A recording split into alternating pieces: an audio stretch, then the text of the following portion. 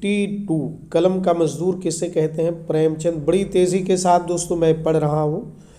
और 53 में है नजमुद्दौला किसे कहते हैं? नजमुद्दौला दबीरुल मुल्क, ये भी गालिब को ही बोलते हैं।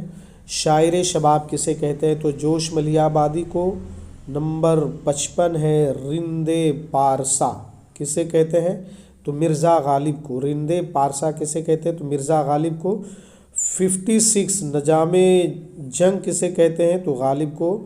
57 मज़ाहिया शायरी का इमाम किसे कहते हैं? तो अकबर इलाहाबादी। 58 में है इनकलाबी शायर किसे कहते हैं? तो जोश मलियाबादी, बहुत मशहूर व मारूफ शायर। 59 उर्दू अदब का मंगला डैम किसे कहते हैं? तो अहमद नदीम कासमी। नंबर 60 में है ख्यालुल हिंद या ख्याल हिंद किसे कहते हैं?